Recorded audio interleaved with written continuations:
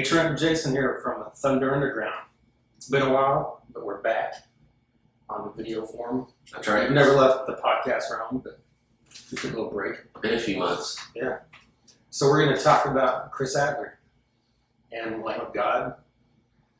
We're just going to speculate on shit because, like everybody else, we just know one thing.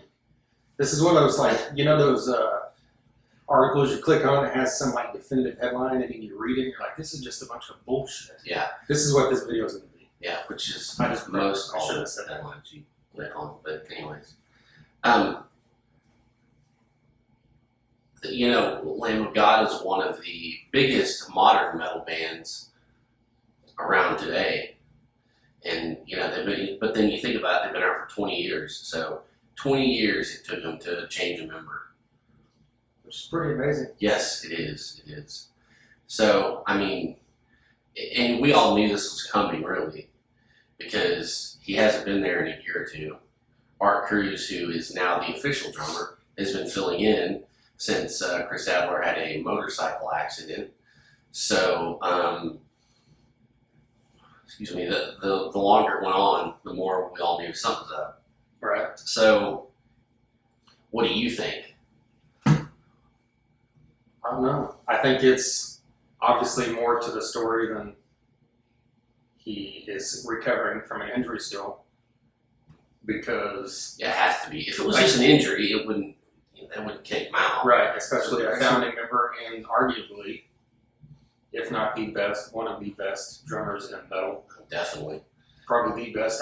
Mike Portnoy's not in metal anymore. So Mike Mangini and Chris Adler, right? Yeah. You think they're going to make Art Cruz switch to a piccolo snare? Maybe. If they haven't yet. Yeah, I don't know how I don't know. That was a bad joke. Well, then before we get into more Art Cruz, we actually saw him live in a club about just a little over a year ago when he was touring with Prong. He's been with Prong for quite a while up to that point. Yeah, it was right before he started playing with Lamb of God, I'm pretty sure. Yeah. And he played at the Shrine here in Tulsa with Prong, and he, right in our face. So the guy's definitely capable, more than capable. Yeah. So, you're talking about a founding member and the one guy, and it's one of the rare bands where the drummer is as a definitive a sound as the guitarist and the vocalist is. Yeah, and if I'm wrong, correct me, anybody out there. Fuck, it's YouTube, I'm sure they will. But for the longest, until Randy got sober, I think that Chris was kind of the driving force. He was kind of the head guy, really, that kind of pushed everybody. It seemed like he did a lot of interviews, and he always seemed like a very with it kind of guy. Yeah. And so it's interesting how the dynamic changed. Yeah. Well, they've announced, or he's announced that he's performing coming up in October, so obviously he's capable of performing. Yeah, he's doing something. He's playing with Hail in Russia, which is kind of a metal supergroup. I'm sure they do covers of Phil Dimmel, Zetro from Exodus, James Lomenzo. Yeah.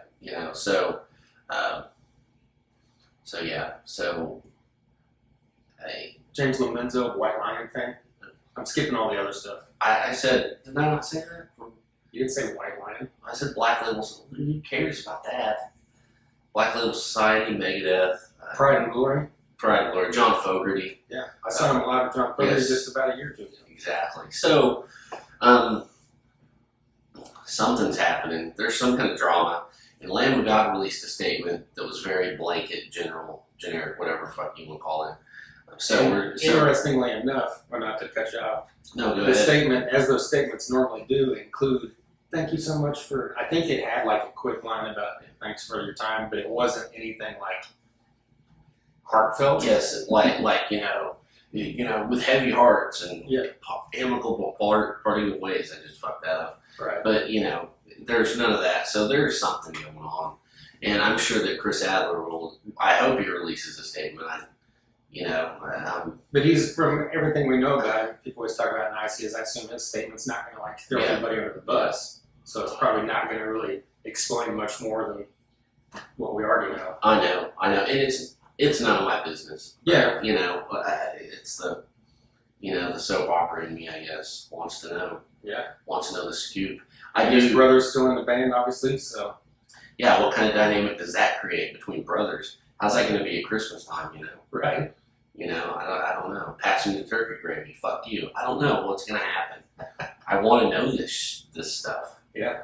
So, who knows? I do know that I think it was, I could totally be wrong, but on the Josta show, I think it was Matt Heafy at Trivium, they were talking about Slayer, and they're like, we don't know if we should mention this yet, but, Gary keeps talking about a project he's going to do after Slayer. Oh, yeah. I'm like, well, there's your drummer right there. What, you don't think Dave Lombardo's going to do it? No, hell no. Okay. That guy's pissed. He's still pissed. YouTube that shit. Yeah. Yeah. But hey, there's your top two metal guys of the 21st century. Yeah. When it comes to this kind of metal. Well, Trent and Jason, I think, kills both of them. Well, I like him more than those two, but I don't think you think he's better than Chris Alder? Oh yeah, I think so. Okay. Well, I mean, I'll accept that, definitely. I mean, I would at least think I have a fair argument. Oh yeah. Okay. All right. Yeah. So that's what I think, but whatever. Is that it? I mean, yeah, speculating about Chris Adler for 6 or 7 minutes. Well, why not? We just wanted to touch on it, Yeah. So I don't know. Wherever he goes, whoever band gets him is going to have one hell of a drummer. So it'll be interesting to see how this unfolds. Yeah.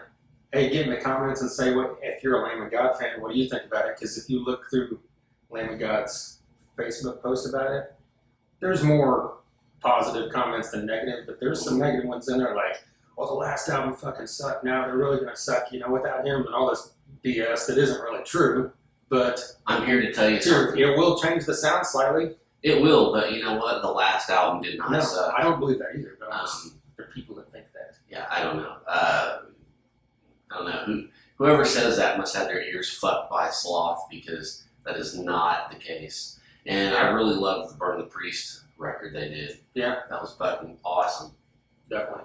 So yeah, check that one out if you have. If you haven't checked us out, do that too. TheThunderUnderground.com. We've got a podcast that has nearly 230 episodes. Chris Adler was in Megadeth for a little bit. We've had on Dave Elfson, who has a new album out, has a new book out. We've had on Chris Broderick, who of course is now in active defiance. We've had on John Connolly from Seven Dust, members of COC, Battlecross, Death Angel, Miss May I, a huge long list of metal bands as well as many other genres as well. So check all that out on our website. Right below here, click subscribe to this so you don't miss any of these wonderful videos. All right, we'll see you next time.